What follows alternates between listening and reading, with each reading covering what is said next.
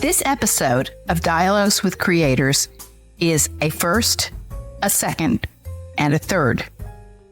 It's a third because this is the third person who is creative in music primarily, and that's why we are interviewing them. It's a second, and then it's the second person who lives in North Carolina. Although one of our early interviewees moved to North Carolina soon after our podcast. It's a first because it's the first time it's a person in my family. Today's guest is Aaron Mortera of Greensboro, North Carolina. Aaron is the brother of my daughter-in-law, and he has a fascinating story about how he started a music school and used his creativity and passion for educating young people. Stay tuned.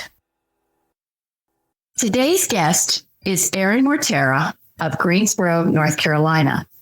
He's, like I said, the second person we have interviewed from North Carolina.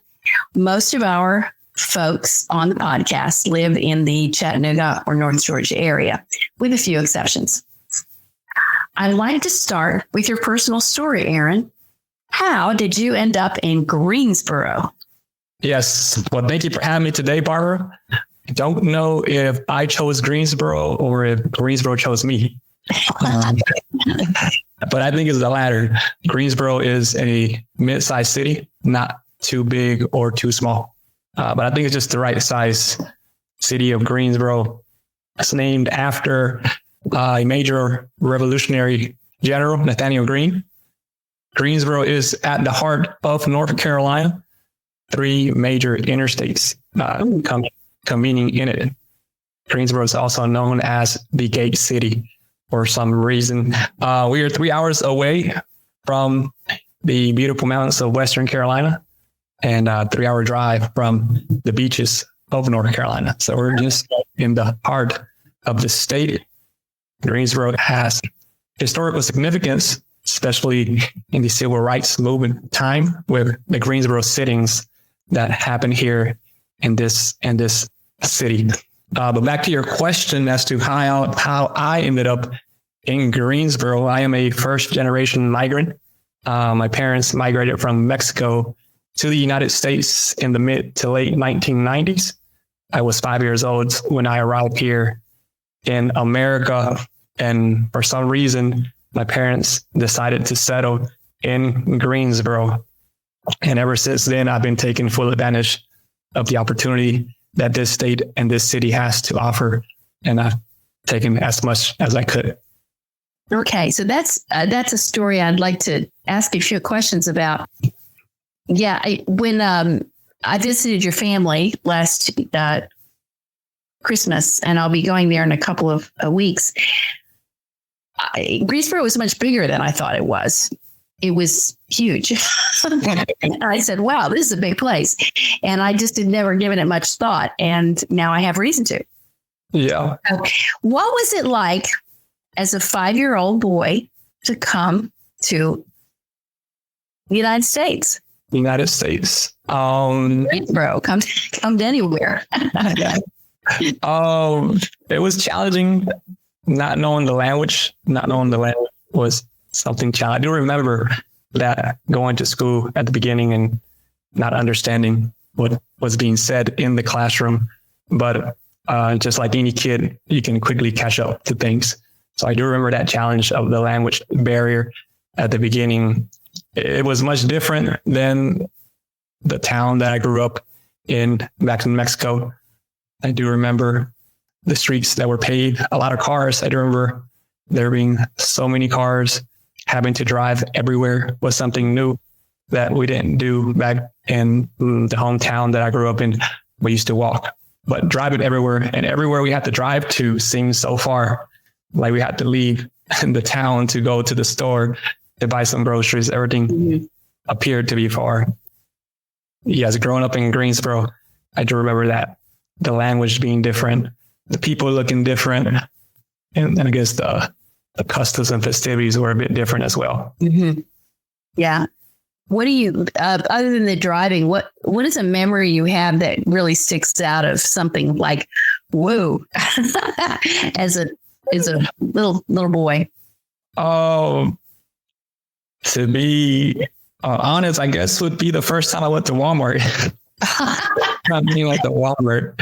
This seems so big. The roof seems so high. I do remember my cousin taking us to the Walmart for the first time, and I just being amazed at how such a big store it was.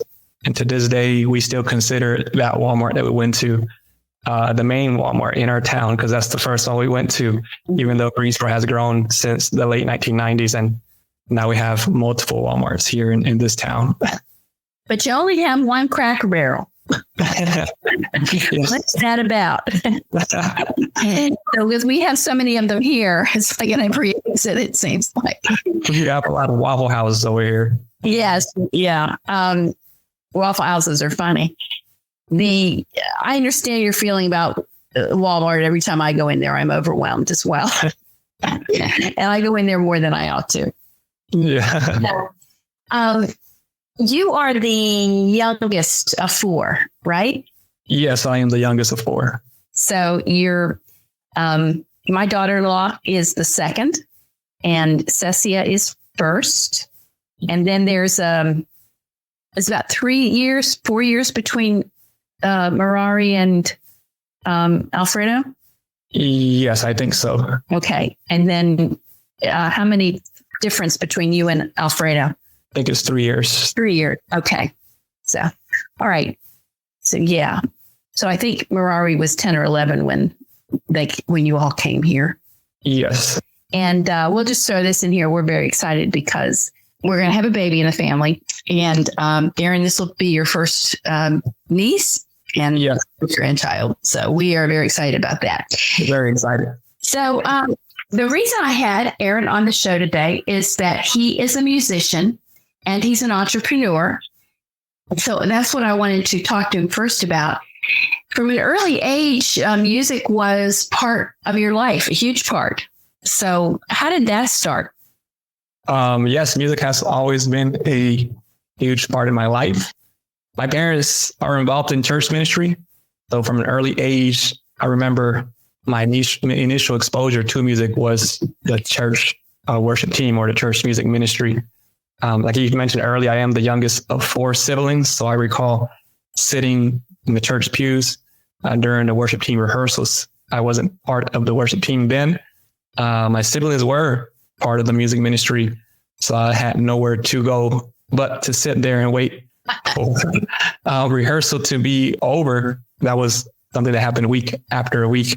There were no tablets when I was growing up. So there was nothing to do but to sit there and listen, just be exposed to that environment. But yeah, I can remember that was my initial exposure to music in the rehearsals and in church services that I would attend. Eventually, I myself would start to go into learning the instruments. The first instrument that caught my attention was the drums or percussion. Now that it has come back full circle, all the students that I get to work with, especially the little young boys, they are very interested in drums. I don't know what is it about it. Banging. I guess that's what it is. I get very few girl students that are young who are interested in all that noise. But I guess that was the first instrument that I started on the drum set. And that's where it began. Later on, when I entered middle school, public schooling in the orchestra programs, I joined the middle school orchestra, and I was able to remain in orchestra where I studied violin, 6th grade, 12th grade. And that's where my violin study started. Eventually, when I was around the 9th grade or 10th grade, my parents sent me to a music school in Raleigh, which is about an hour and a half drive from Greensboro. Raleigh is the capital of the state. And I studied there for 2 years. 2 years. It was a Saturday, kind of every Saturday for 2 years you would go. And that's where I studied guitar for 2 years. Went back to school. I was in high school. I joined the jazz band in high school. I helped on the guitar in jazz band I also joined the marching band in high school where I was part of the drum line. I played the snare drum on the marching band, the drum line. Moved on to college. I decided that music would be something that I would be interested in further pursuing higher education on. And anywhere that any music student who goes on to college and study, understanding and knowing how to play the piano is a requirement. So even though I have never studied piano before then, took advantage of the opportunity to learn the piano, which is where all music theory is explained.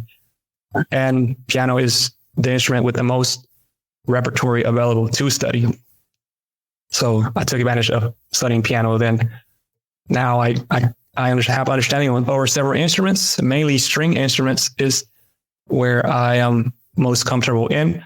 I haven't gotten an opportunity yet. I say yet because I'm sure it will come at some point in the future to study a wind instrument.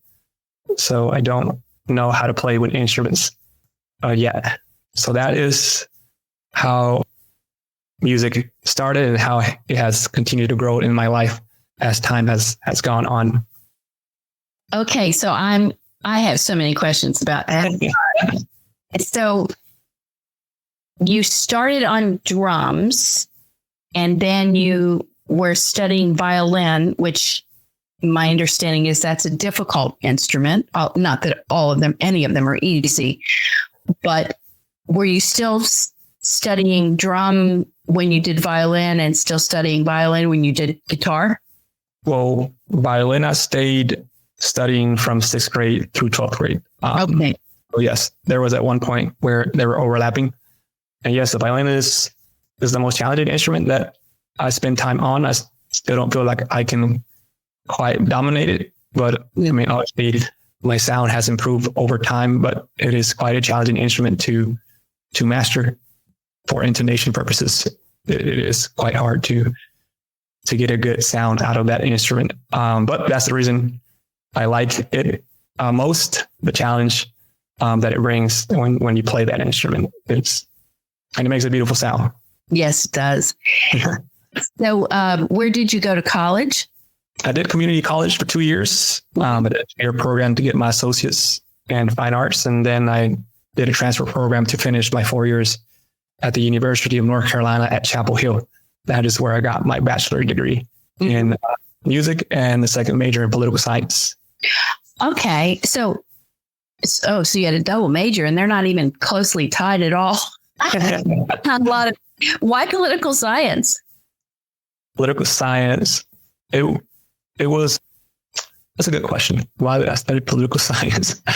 There is this kind of side desire to maybe one day considering a career in law.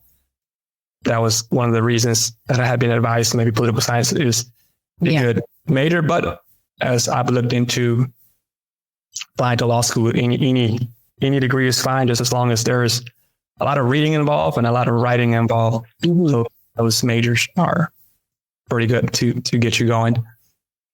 So when you were at the community college, you were studying music. Yes, I was getting my general eds out of the way, and I was spent a lot of time in the music department. Okay. Yes, there was a lot of performing going on and a lot of music history learning and. I see. Yeah. Did you do a recital and that kind of thing at Chapel Hill? Yes, there were recitals. There were juries. Yes, we did have to perform in front of the teachers. And yes, did you have a final big recital? I didn't have a big final recital. I did have jury duty, which is you get all the professors in one room and play your pieces in front of them, and you'll get graded and you'll pass or not. Yeah. So you were playing piano in those? I did study classical piano with a professor named Mimi Solomon at Carolina, those 2 years that I was there, but I also studied jazz guitar there. So I did have recitals for those two instruments before part of the professors. Yes. Oh, wow. You're far more versatile than I even understood. Okay. Wow. So you mentioned going to Raleigh, and you had talked about this in our discussions earlier, going to Raleigh every Saturday for 2 years. And that was, your parents took you? Yeah. So at that time I was about 14, 15, 16 years old. So I did have to be chauffeured around. Most of the time it was my parents taking me. At times my brother had to take me. But yes, it was every Saturday deal, and it was 9 to 4. It was a whole day event. Oh, wow. That's wild. Okay. Yes. You mentioned how when you were very young that you sat and just watched the older siblings doing worship team, and you didn't have a tablet. And I thought, oh, that's the secret. Don't give a kid a tablet. They'll be in their own little world instead of soaking in the reality of what's around them, Yes, I do feel that today, but I always tell my students that the first step in learning music is listening to music. And when you are there in person, it's even better to receive all that sound and how it feels in person. But unfortunately nowadays, kids are glued to their tablets. So even though something interesting may be going on around them, they may not catch it or be exposed to it. You can be exposed to music online and the recordings, but it's just not the same experience when you're in person and you're seeing actual people playing in front of you, and you may even know the people, and you can ask them questions, and they might show you a thing or two if you get close to them. Yes. Mm-hmm. I want to ask this right. Where does your Mexican heritage come into your musical performance and study? Well, that's interesting because my music exposure has been different given my heritage. Most of the music that I perform is in Spanish. Most of the styles of music that I play are Spanish kind of playing in church playing that I do. Being the music director, the music is very influenced in Spanish music. About a year and a half ago, I've been also leading or helping as the organist of a Methodist church, an American speaking church, an English speaking church. And I can say that the music is in fact very different. The style of playing is very different. I remember the first couple months being very stressful because I didn't know their music. I didn't know the style, and the music is very dependent on the organ. So we had to get ready, and if I mess up, we're all messing up, as opposed to a Spanish church where you have keyboard, a guitar player, a bass player. It's not all heavily dependent on one person, but as the group together. So yes. Yeah. That's fascinating. Is it an older congregation? Yes, it is an older congregation, and their music ministry is heavily based on hymnals, on organ playing music. So we're an organ. I'm always up for the challenge. I'm always up for the challenge. So at university where I was studying piano, I really did hunker down and try to learn it. And I'm glad that I did, because there's a lot of opportunity in piano playing or keyboard playing. It's one thing to play the piano, it's one thing to play the keyboard, it's one thing to play the organ. They're all the same, but different. They're all played a little bit different. So that's why it was a stressful time to be helping in the organ. It was not an instrument that I had spent time on, but it's played similar to any keyboard instrument. You just got to get adjusted to some things that the organ is just different. It's just a little bit different. Okay. Yeah. Well, this is a podcast about creativity and creative people. And obviously you have expanded your creativity by learning these different instruments. And do you ever write music? Not yet, but I do see myself in the near future starting to write songs. Yes.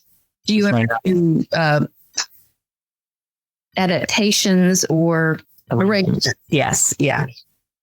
Do I do arrangements of songs? Yes, I do have to do arrangements of songs. Some songs that we're trying to play may not be fit for the instruments that we have at the worship team. So we have to narrow it down to what we got to work with and still make it sound good and pleasing to hear. So yes, I do a lot of arrangement. I do a lot of transposing. Yes, where you listen to the song and try to get as much information just by listening to the song. So yes, I do a lot of, don't do a lot of writing of my own music yet, but I do a lot of transposing arrangements to songs that have already been written, which yes, within time, it will come to be. You hear a song from Aaron coming out pretty soon. Okay. Well, I can't wait. Do you think it would be, would you write both the music and the lyrics or? Yes, I'm sure I will get some help from other people, but it would be both. It would be lyrics and music. And they would be in Spanish. Spanish and English. There you go. Okay. So you get English. Well, as with most people, your English is impeccable. Of course, you couldn't have gone through college if it wasn't. So, so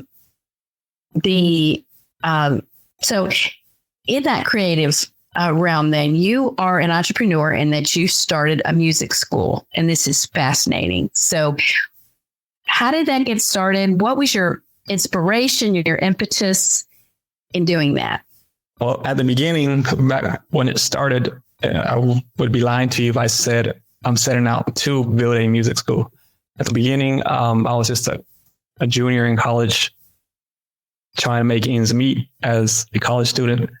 Sure. So I decided just to give private lessons one-on-one on Saturdays, right? Spend a couple hours teaching and just get enough to get by the week. So that's how it started initially. It was 4 or 5 students on Saturdays that I would teach. And then I would continue my week in studying, which helped a lot in the sense that, and one day I can get enough to get by as a college student through the week, But yes, that's how it started. I didn't graduate it. I had to make a decision as to what am I going to do with this? Do I want to stop it? Do I want to focus on something else, or do I want to push it and grow it? So I decided it would help if I just continue to push it and grow. I was still on my own back when I started. I first started teaching on Saturdays only, and eventually it started Friday and Saturday that I was teaching, and then it kept expanding to Friday, Saturday, Monday, and soon after the whole week was filled and booked. So at one point, it was too much for just one person to do. So I asked for help from some musician friends who would like to teach. And right now we are teaching about 200 students here in the Greensboro, Winston-Salem area.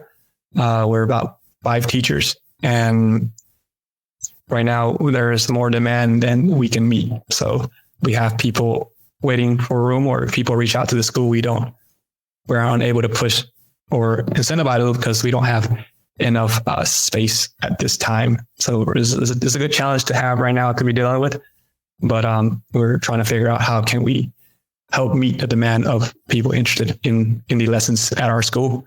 As we teach here in Greensboro, and there's a town next door about 40 minutes away called Winston-Salem.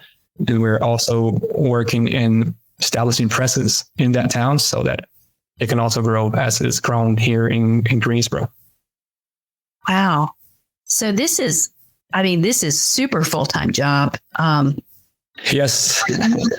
About how many lessons do you teach a week? About how many lessons? I think about 40 to 50 lessons a week. Some of them are in group, some of them are individual. Mm-hmm. But yes, at one point, this actually recently became a full-time job I think it was August of 2022, so last year. Mm-hmm. Before then, I was working at a firm and teaching in the evenings, a couple hours, but it came to the point that I couldn't be at both places anymore. So I kind of took the leap of faith that I was going to be on my own and live off of what the school would bring in, and it's been going well and it's been growing. So it was a smooth step off of the corporate world into the entrepreneurial world. it was just, I didn't. So you're the CEO? The School is? yes, I am. You could call it a CEO right now, but ask your question again. And the name of the school is? Right now, we're still working on that. We're still working on a name. Right now, the school is mainly servicing the Spanish-speaking community here in Greensboro, Winston-Salem, High Point area. But I do anticipate once we're able to meet the staff shortages that we're dealing with, to open up the school more openly, even though we do have English speakers and most of the Spanish students speak English, to be able to feel comfortable in opening the marketing to the English speaking community. And by then we hope to have a name that works, that is catchy enough to attract both Spanish and English speaking community. I mean, even though I speak Spanish, I've received all my schooling here in the United States. So it won't be much of a challenge to teach English speaking students. It's just, we don't have enough space right now to take on.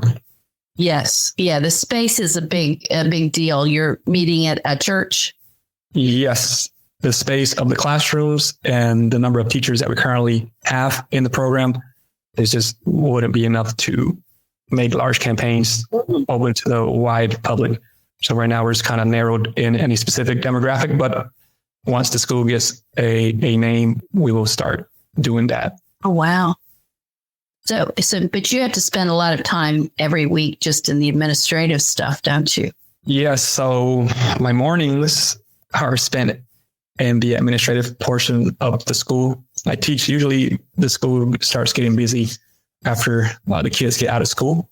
But there are some adults that take lessons that can come in the morning time.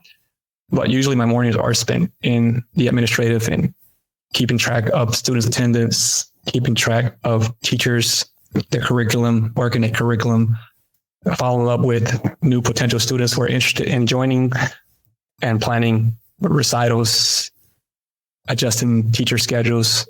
So most of my mornings, as the school grows, it is becoming more and more challenging to handle that. And so right now I'm kind of in between if I should reduce my teaching hours to focus more on the administrative part, or have somebody else deal with the administrative part so that I can focus on teaching. Yes. Yeah, that's always the question. You really love the teaching, but the other has to get done. Yes. Listeners, I love doing this podcast. I hope deeply that you also enjoy listening. As we bring this content free of charge, I have some requests that will help it continue. We have exceeded 2,000 listens for the 24 guests and 30 episodes. That doesn't include the YouTube listens. And none of it would have happened without Clemencia Villafuerte, our producer. I have to say that. I depend on her a great deal. In some ways, that number's great because I don't do much advertising or promotion. I depend on listeners to repost on social media and for the guests to post the links on their websites. On the other hand, it's really pretty low as the podcast world goes. Really, really low. So I can't monetize it, at least not yet. That's good and bad. You all don't have to listen to random commercials about who knows what. Yay! And I don't have any financial help. Boo. So here are the asks, as the trendy people say now. I'm not sure what was wrong with the word requests, but number one, keep telling folks about this podcast. Even if it's just one that you particularly cared for, tell them about that one and they might get interested in the others. Of course, keep listening. Third, and here's the commercial part, buy my books to offset the costs of the podcast. I don't talk about them much because I'm really terrible at marketing. I have several novels available on Amazon. You can look them up under Barbara G. Tucker or Barbara Graham Tucker, as in Graham Cracker, rolling my eyes. Or you can ask me for signed copies. The most recent, Sudden Future, by Colorful Crow Publishing, would make a great Christmas gift for a reader. of any age. I will have another coming out before Christmas, Long Lost Justice. Others are Bringing Abundance Back, which I call the Southern Chick Lit book, Long Lost Family, a not so cozy mystery, Long Lost Promise, even less cozy. I haven't figured out how murders can be cozy, and The Unexpected Christmas Visitors, a story about refugees. All are on Kindle too. Also, I have short Bible studies. I'm not at the GoFundMe point yet. Finally, buy the books of the folks I've interviewed here or will. Luke Manjay of Ginseng Diggers, Becky Woolley, Ray Atkins, Kami Ballantyne, Devereaux Shivington Stebbins, Susan Kirkland, Renee Winchester, Carly Land, David Cady, Millicent Flake, Noah Knox Marshall, and Amber Nagel. You are a person interested in the artistic community of Chattanooga, Northwest Georgia, and beyond. Help them out. Thank you for listening to this commercial.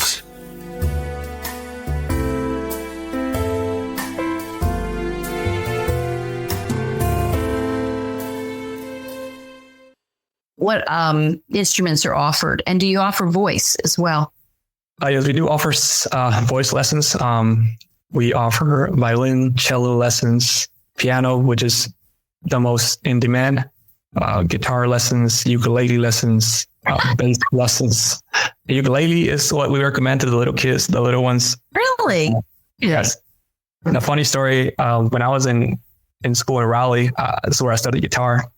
I remember the piano students advancing quite fast, and I thought maybe they were much more brighter than us guitar students. But it turns out the piano is a little bit more easier to start. Right, guitar, you do have to develop the technique, and it's kind of a weird instrument to hold. To look at your fingers on your left hand, to pluck the correct string out of 6 strings can be quite challenging. So. Yes, but piano is the most solicited instrument, and we started little kids on ukulele because it's a smaller instrument, and you are still developing the technique of your right hand plucking and squeezing strings, and the ukulele is much smaller. Bass, we also teach the bass lessons. What else do we teach? People who reach out to the school, or the 2 instruments that people reached out a lot that we may have not had is saxophone. A lot of people are interested in saxophone learning and accordion. I'm learning accordion right now because I'm going to be teaching accordion pretty soon. Once I finish learning it, just need to spend. So fun. Accordion. I think of accordion as this old years ago kind of thing. Yeah, well, in Latin America or northern Mexico, the accordion is quite popular in a style of music. So that's why it is kind of in high demand. So, yeah. Okay. Yeah, I like to learn new things. So the accordion, it's challenging me to think and view music a little bit different. The coordination that it requires is a bit different than other instruments. So it's been quite fun to learn it and spend time on it. Okay. That's fascinating. So your vision is to move to also have a school in Winston-Salem, and to open up to more English-speaking clientele. Yes. The goal is to continue to grow, to establish teachers that can move the school forward and not have me on top of it, right? Because we do want to continue to grow. We have the Greensboro campus. We have the Winston-Salem campus. And once these 2 campuses are well established, I can move on to another city that could benefit from this school. So the goal is to continue to grow and hopefully be able to have multiple campuses across the state of North Carolina. And yes, hopefully people can benefit from the school that I work in. When you're working with the children, I know this is a big argument now that in so many places, public schools are not giving the attention to musical and fine arts education like they should. Do you see this? Is that something you see, and is the parents are trying to bridge that gap, or is it the children who want to do it, or how are you seeing that? At first, it's the parents who want to expose their kids to the musical world. As the student gets more involved and starts to learn, they begin to enjoy it a lot more. And they're the ones who want to come into their class. I do see myself in the future teaching in public school. I am the product of public education, so I do see myself going into the public schools in the future. So I'm not quite aware of what the curriculum at public schools is, or the goals of exposing students to music education. I don't remember even my elementary school music exposure. I don't remember it. I do remember going to the classroom. I don't remember what I learned in the music classroom. But yes. Well, it's going back to like what you said about the tablets, that I just fear that children are so screen oriented that they're not given the opportunity to exist in this other, this world where they can learn, whether it's to draw or to learn an instrument or to be in choir or to be in theater or, whatever. It's like they're just stuck in front of a screen without these other opportunities that would be so much more enriching than being in front of a screen. Yes. Some parents do share that with me. Mm-hmm. When they reach out to the schools, they're like, my kid is at home on the tablet all day and I need them to get involved in something. Right. So I do hear that a lot from the parents. So the way that we bring them into the music has to be kind of oriented to that student, that they may not be interested at the beginning. This is something that the parents are kind of bringing them to do, but we try to make the class fun and interested for them, and hopefully have a retain and enjoy what they're learning. Mm. But yeah. So you don't have an instrument there, do you? No, I don't have an instrument in here. I said, I'll get you to play something. I'm kidding. Well, anything else you'd like to say, Aaron, that we haven't talked about? That we haven't talked about? It would be to young people. In the news, you hear everything is bad for millennials and this and that, but it's not all that bad. It's not all. I thank God for this opportunity He has given me to work in this school, and it's been a great blessing. And I enjoy teaching and spending time with the students and being able to be a part of influencing the next generation of musicians. So that will be my message to people at my age or younger than me, who are maybe finishing colleges and are about to start their careers. It may seem a bit gloomy at first, but it's not all hope lost. There is a lot of opportunity out there. There is a lot that you can do for your community and making the community that you are a better place through what you do. And in my case, is the sharing of music, but other people have other talents. Other people have other gifts, and they can use them to better their community. I'm sure that will bring great satisfaction to their life, and hopefully they can establish a career in that. It's something that they enjoy. But yes. That's great. Thank you. So glad we were able to work this out. And I know you're really busy and you have lessons all day. I've been excited about having you on our podcast. And so I will close it there. We've been talking to Aaron Mortera, who is in my family. He is my son's brother-in-law. Yes. And, what is the Spanish word? Is it suegro, or is that mother-in-law? I put him on the spot here, but I think it's yerno. I think. Yerno. Yeah. Yeah. Okay. I looked it up one time. But and he is from Greensboro, North Carolina. And he has a great career in music, and he has opened a music school there. And he's hoping to get into composing as well. Thank you again, Aaron. No, thank you.